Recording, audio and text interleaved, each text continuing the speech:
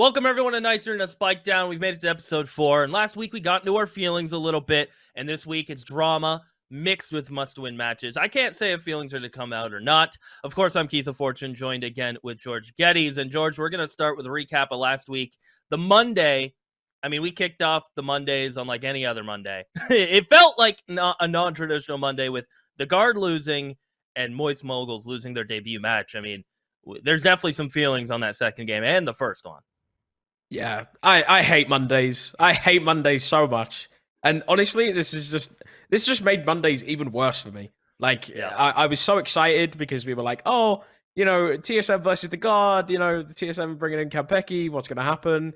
The Guard are still, arguably the second best team in that group. Absolutely. And now it's just like, what do we do now, man? Like, come on, you're losing to TSM? First of all, it makes me look stupid because I was like, TSM's going to suck. You had their jersey on and everything.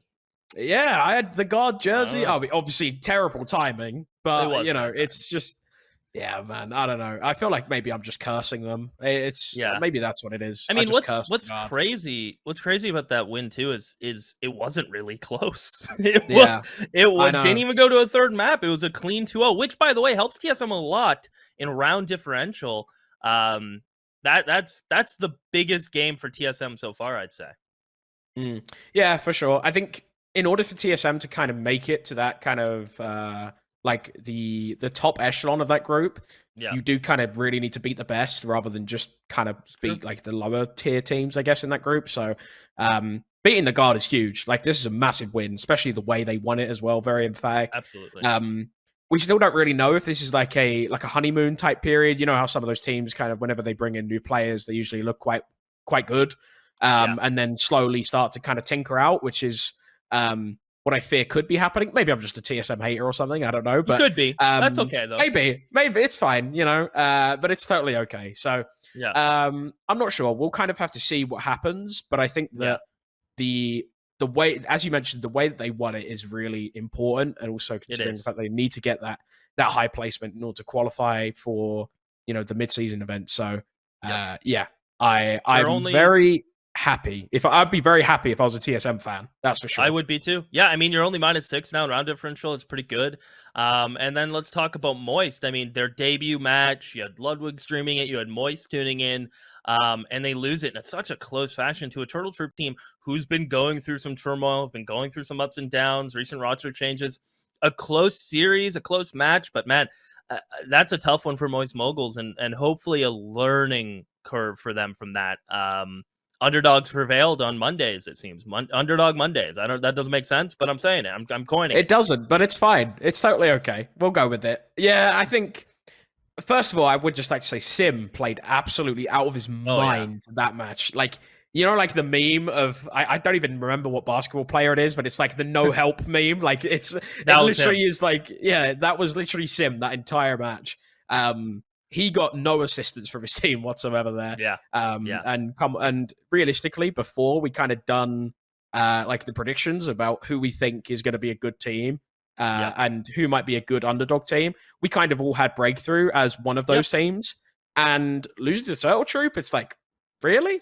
This is not the team that we, this is not the team that we spoke about as this kind of team that could be challenging some of the best in the groups. It was a tough series too. You look at Thief, 20 kills across 2 maps. I know kills don't say everything, but to put it in context, Sim was +19 with 57 over 2 maps. 57, Fracture, insane. Fracture was 15-13. They lost. Pearl was 13-9. So, to go 34-17 on Pearl and lose 13-9, that's crazy. Yeah. That is such an absurd stat line. I think we talked about Sim way back on the first episode of keep your eye on this kid. And if he keeps playing like this, come end of face off, come split 2, and Moist Moguls are around the same, this kid could be somewhere else. Yeah. We were talking about the likes of Sim, Scuba. Obviously, I love to hype this kid. And I think we also mentioned Clear as well. All of these guys have proved themselves now. They played very well, Absolutely. Exceptional. So we'll be very interested to see how those players kind of develop, because obviously we're nowhere near the end yet, right? So we still need to kind of, figure out if they're going to be able to keep up that momentum or not. But but yeah, very, very good victories for TSM and Turtle Troop. Definitely. And then I They guess on the they flip both needed side, the wins as well. So yes, that's so important to mention too. yeah. Yeah, must win matches week 3, week 4. It's super important. Mhm. The other days, I mean, kind of went as scheduled. G2 bidding auction. Don't think anyone's surprised there. Faze Shopify, Faze winning. We'll come back to that. Wednesday went as planned. Disguise beating OR. Little rocky losing a map, but they bounce back. And M80, doing M80 things. They have 4 out of their 5 players, I think, in the top 5 players Yes, statistically they in all do. challengers, I by the saw way, that, yes. which is I think it was insane. only John. Yeah, it's only John, I Yeah, believe, who isn't in the top 5. that's crazy. So, yeah, it's incredible. Like, these guys have been playing out of their mind individually. Yeah, Xander, I think, especially, obviously Xander and EU as well, incredible. yep, I'm extremely impressed with how they've been playing. I said, like, before, all of these guys have what it takes in terms of individual skill, right? We know they're all so incredibly talented, like totally. individually. It's whether they can kind of come together and form this like Yep, really good powerhouse team, right? And I think we're definitely starting to see it now. I yep, think it was, a good victory over Mad Lions, another win. And I think they actually look a lot better than the Guard right now. So they I do. would take them They over the do. Guard. So, And a very I dominant win too. It wasn't it it was a was, yeah. 13-6, 13-6. I mean, that's clinical. Yeah, for sure. I think Xander's done a really good job kind of leading this team. I think Happy as well. From what I know, he's been doing quite well as the coach as Mhm. well. So, I'm very impressed. I think this team has that the obviously run by the former XSET, leadership, and Yep. I think that they will definitely be able to take this team far. Yeah, and I So guess I'm very impressed. that's the one thing we have to think about is, like, we know where their bar is, we don't know where their peak is. And That's I think right. that's Yeah. important. We know where Guard's peak is, and can they get back there and climb over that hump again? M80, we don't really know. Ghost, they kind of Mhm. didn't get that opportunity, and it's almost a fresh start for them. And to circle back to Tuesday's match, Faze Shopify, interesting kind of balance of, like, the rise of Faze, the fall of Shopify. That's 2 losses in a row now for Shopify, and Faze is really starting to find themselves in that group comfortably in the second spot. Shopify losing an auction, then coming in and losing to Faze. I mean, that's a little bit of a downturn considering I think both of us had them in our top 3, maybe both in 3rd spot. Yeah. Yeah, it's starting to look a little bit worrying. I kind of had this thing last week as well when I kind of spoke about spiraling, and Mm, I feel like some of these teams do have they do have the capacity to spiral, which is a bit of a problem. yeah, Whereas I don't think some of the top teams have the same kind of dynamic going on. For example, I think the Guard M80 aren't really ever going to go down that far, but yeah, Shopify I feel like could be one of those teams. Yeah, maybe I can kind of see them going down quite a few pegs, and that's never really a good sign. Also, it if is. Yeah, they eventually make like changes to the roster as well, you could see some of those star players leave, and could. that's never a good sign, like. So I don't know. I don't know what's going to happen with this team. I I mean, still have expectations, but oh, it absolutely. wasn't looking good. It was not looking good at all. Yeah, and a team Um, that's been together as a core, one of the longest in all of challengers, you would really yeah, hope that they could keep, which is one of the most important things in Valorant. You hear it all the time, is consistency, not only as your yeah, play but as a team.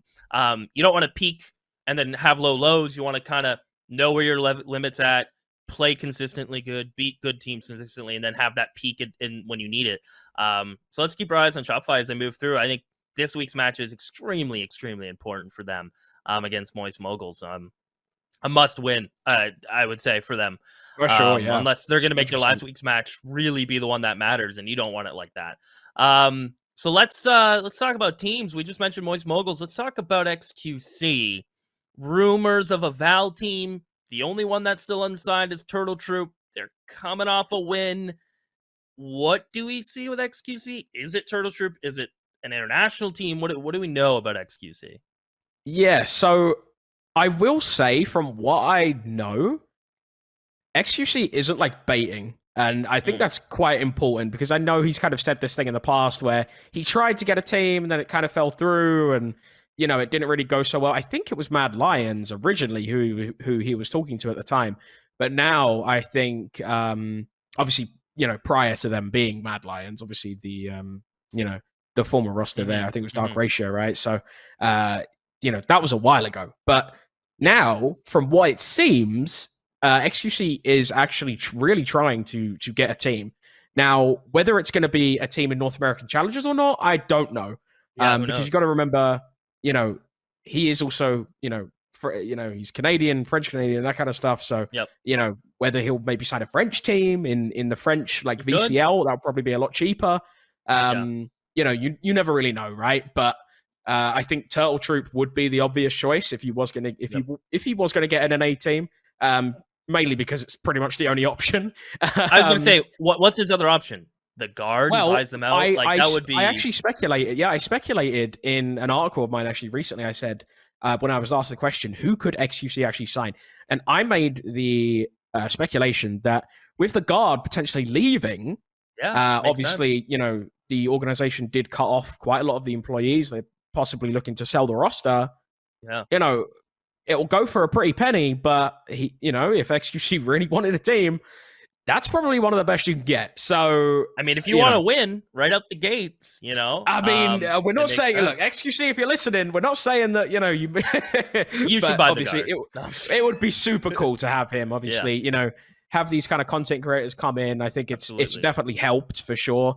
I think viewership has certainly increased as well from what I've noticed. Absolutely. Obviously, one of the most watched challengers leagues out of all of them. Exactly. I think it is probably the most watched. Surely, maybe that and like Japan. Maybe I can't really compare Japan's the two. Probably up there, I would say.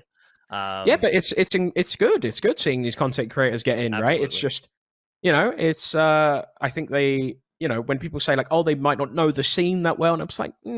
I feel like they're actually quite clued in. Yeah, like esports doesn't really make a lot of money, so you know what I mean. Yeah. Like I feel like they do kind of have the general gist as to what's going on. For example, Ludwig, I respect highly. I think he's extremely intelligent. I think he knows exactly what he's doing. So him and Moist especially, for sure. Yeah, even Toast. I'm excited. I mean, imagine Toast is incredibly smart. So imagine a league in where you have Toast, XQC, Ludwig, and Moist Critical. All in the same. That's great. Oh, that is great. Unreal. It'd be great for the scene, great for the region.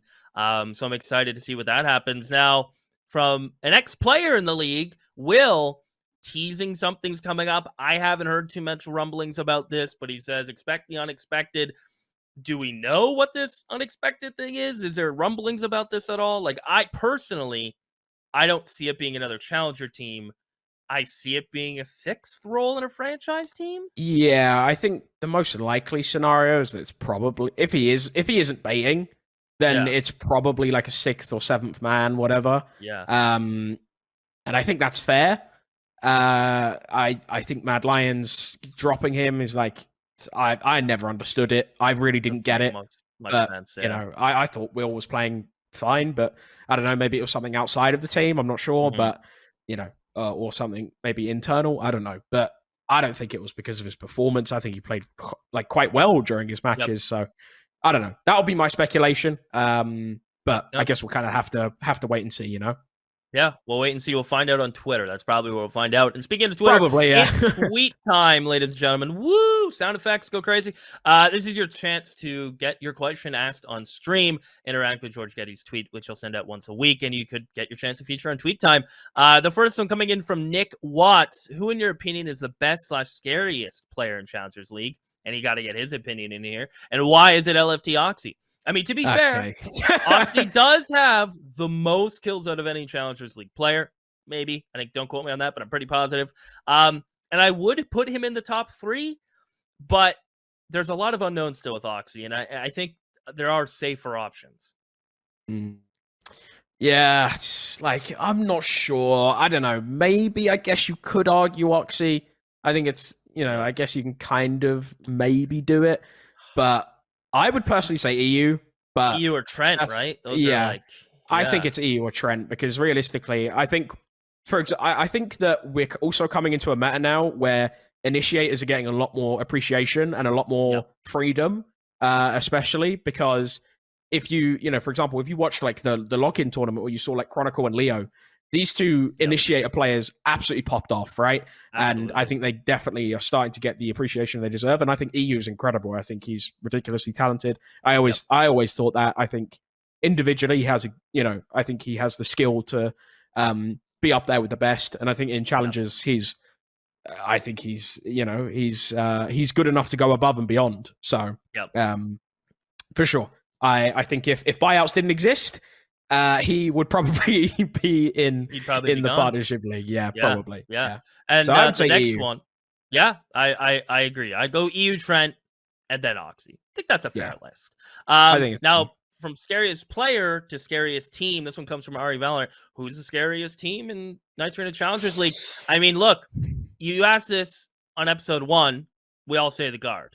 You're asking us on episode 4, it's a toss-up in my head. It's M80 or it's G2. Now, the caveat to this is G2 have already beaten Faze, and they've already beaten Oxygen. You look at who the Guard have played, they've beaten DSG, OR, and lost to TSM. So that's true, yeah. On my logic, and you look at M80, it's like they've beaten OR, they've beaten TSM, and they've beaten Mad Lions. So it's like, man, have G2 played better teams, thus they have to be the best team? Or is it the logic of, no, M80 are still going to be better? If they end up beating the Guard at the end of the season, then everybody's going to see it. It's so close between M80 and G2, in my opinion. But I think the logical part of my brain, it has to go M80 Guard G2. That's my scary list. Okay. I would say G2, because I actually have this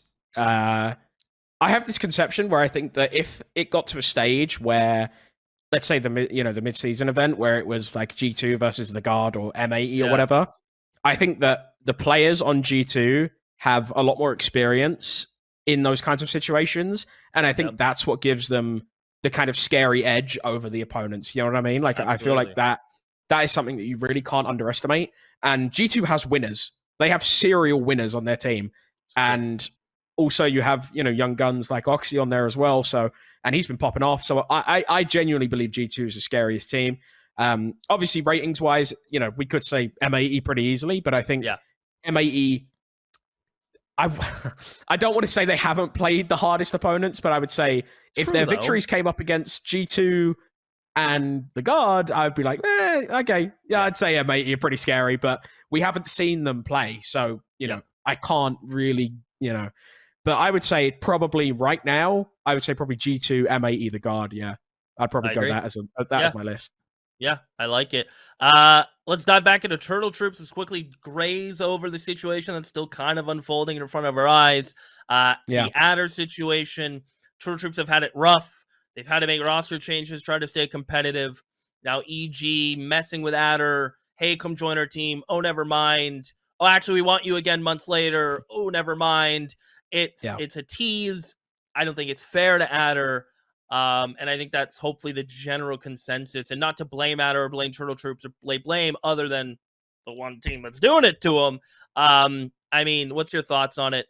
Quickly, I think I feel terrible for the kid. I don't, that's pretty much my sentiment. I feel bad. It's just an awful situation. Yeah. I think if I say what I think, I will be suspended 6 months, probably. I think that's what it says in the contract. Yeah, I think I'm just having a look right now, but I think, I don't know. I think obviously it's kind of bad, like for quite a few players in this situation. Obviously, Pancakes probably had like the idea that he was going to come in and play, and now you're saying maybe he's not going to play because Adder's going to come back, even though Adder was going to be out, but then has to come back in because of the rules, and it's like it's just a massive mess. Like it really doesn't look good for for EG at all, really, because of what happened here. But it's just. Honestly, I feel like you see this kind of thing quite often, and it's not great. So we'll kind of have to wait and see. But I would say that if there is one player that definitely deserves to be on a partner team, Adder is certainly one of them.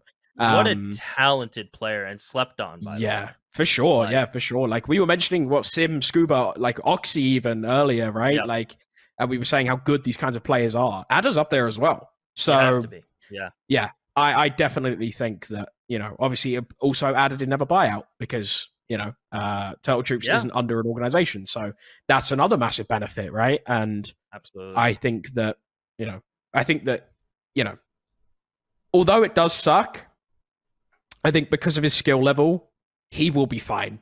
Totally. Like if he just keeps up this level, I think he'll be fine. So yeah, I hope that he keeps it up, really. Absolutely. And he only recently started to impress everybody. So we're just starting to see glimpses of him. So who knows? He could turn into a beast in another 3 months. Be like, okay, this guy could be on a franchise team. Yeah. Now, my favorite part of the week, because it's so amazing hearing George take his pick'ems. God. It's so amazing. I love it. He loves it when you DM him when he's wrong, too. He loves it so much.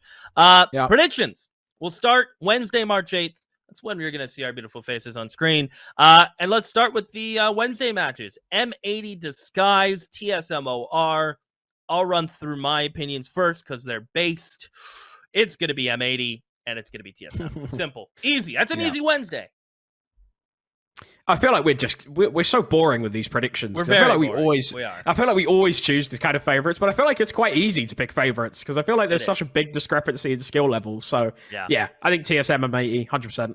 If they lose, come on, like this is ridiculous now. Like no, there's got to be something going on because those two teams they're winning. Keep in mind how this week is probably the most important week so far. We said last week was kind of a swing week. This is like the determining you're getting your grades, type of week. This is like bring your parents in, like you're about to get shown up. You know what I'm saying? If Disguise win this, they're a lock. They're only up and coming in my book. They lose this, hey, you know what? I think they'll still make face off. Things still be fine. TSM OR fighting for scraps. If they can make it look competitive, that's at least a win in my book for them. And then Thursday, G2 Turtle Troop, the Guard Mad Lions. I'll let you be boring first this time because I don't see you making any hot takes here. It's just man. Like I don't think the Guard will spiral, so I think the Guard will win. And then G2 Turtle Troop, it's like I don't know if Turtle Troop can really keep up the honeymoon phase that much, and also the whole situation with Ada is so like sad. I don't know, man. Like. I'm just gonna have to say G2 and the Guard. As boring as it may be, I feel like we have our reasonings, right? So I'd say those two for sure. Yeah, I'm gonna agree because I knew I was gonna say that. I just wanted to hear you say it. Yeah, of course. Friday, I think, is where we might be able to bounce off a little bit of differences. We end the week with Shopify Moist Moguls, and Faze Clan Oxygen Esports. Now, with the downfall of Shopify and performance or consistency. I expected more from them. Is it enough for Moist Moguls to get a win who are fresh off their own disappointing loss? I don't think so. I think this is a bounce back week for Shopify. And then as far as FaZe Clan Oxygen, hot take incoming. That's Oxygen's game to win. You think Oxygen beat FaZe? Hear me out. Wow. Okay? Hear me out. Right? They've had a rough go. Loss against Breakthrough, choke back-to-back 9-3s. You only do that once in a lifetime, okay? They now take a map off Shopify, really close series, honestly down to like the wire. Then they end up against G2. They meet their maker. It is what it is. At least they have one close map on Haven. But I think you learn more than your losses and you do your wins. And with the players on Oxygen, they need a win, and they know this. And FaZe, don't know if they're the type of team to get complacent, but Oxygen are hungry, and this is a must-win for them, really. And anytime you put somebody's back against the wall, you have Scuba, you have Booney, you got someone experienced like Mitch. I think they can beat FaZe Clan, and I think FaZe Clan, important to note on this matchup, they beat themselves 9 out of 10 times in matchups. They don't play to their strengths, they play unconventional, and they know that's a coin flippy style. And I think a team like Oxygen can play up to that. Or at least make FaZe play down to them, in my opinion. I think it's fair. I think it's a fair thing, to argue. Of course, I'm going to completely disagree with you. I think I actually think Moist will win, which is I don't know if that's a hot take. I feel like I've still got faith in this team, and I think that I still believe that they can kind of do it. I think they can. So all right. I've got them beating Shopify. Actually, I think that they could potentially take it, and I think FaZe will beat Oxygen. I think FaZe have just looked really good. So I'm going to go with those two. So, yeah, I think we've got some disagreements. Always makes it, a bit of a spicy spicy episode, really, when we've got some disagreements. But we've got our reasonings. I feel like they're pretty logical. Yeah. So I think it's fair. Yeah, I didn't just pull the rabbit out of my hat. I did try to justify it a little bit. So we'll have to see. Hey, that's the episode. For all previous episodes, head over to Knightsarena YouTube. For news and coverage, check out Knightsarena Twitter. And you won't want to miss today's matches. They're starting soon.